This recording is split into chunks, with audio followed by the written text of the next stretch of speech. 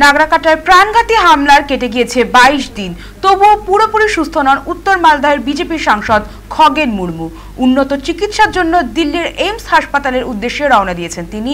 গত 6 অক্টোবর নাগরাকাটার বিপর্যস্ত এলাকা পরিদর্শনে গিয়েছিলেন সাংসদ খগেন মুর্মু। সেই সময় দুষ্কৃতীদের হামলার শিকার হন তিনি। প্রথমে শিলিগুড়ির একটি বেসরকারি হাসপাতালে ভর্তি করা হয় তাকে। চিকিৎসার পর কিছুটা সুস্থ হয়ে গত 25 অক্টোবর বাড়ি ফেরেন সাংসদ, কিন্তু তারপর ফের কিছু শারীরিক সমস্যা দেখা দেয় তার পরিবার সূত্রে জানা গিয়েছে এখনো একটি চোখে ঝাপসা দেখছেন তিনি। মুখের নিচের অংশে 3 থেকে 4টি হাড়ে ফ্র্যাকচার রয়েছে, যার ফলে খাওয়া ও কথা বলতেও কষ্ট হচ্ছে তার।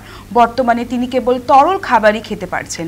কেন্দ্রের নির্দেশে মঙ্গলবার তেজস আগরতলা আনন্দ বিহার এক্সপ্রেসে চেপে দিল্লির উদ্দেশ্যে রওনা দেন খগেন মুর্মু।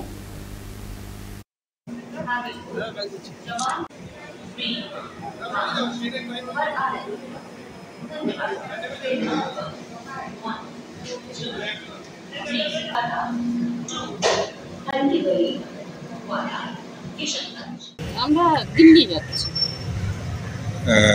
মানে কেন? আমরা ডাক্তার দেখানোর জন্য যাচ্ছি। আচ্ছা, ওখানে মানে কি কাকে দেখাবে? এমপি সাহেবকে দেখাবো। আচ্ছা, মানে কেন মানে দেখাতে হলো? দেখাতে হচ্ছে ওর আর কি যেটা লেগেছিল নাগরাকাটাতে মেরেছিল, ওটা এখনো ভালো হয়নি, ওইটা দেখানোর জন্য আমরা যাচ্ছি। আপনার মানে পশ্চিমবঙ্গের স্বাস্থ্য ব্যবস্থার উপর আপনার ভরসা নেই?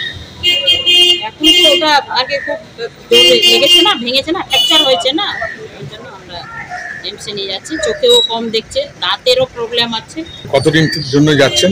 আমরা যতদিন এখন ওখানে ট্রিটমেন্টের জন্য টাইম লাগবে। খাওয়া দাওয়া করতে পারছে? করতে পারছে না, লিকুইড খাচ্ছে।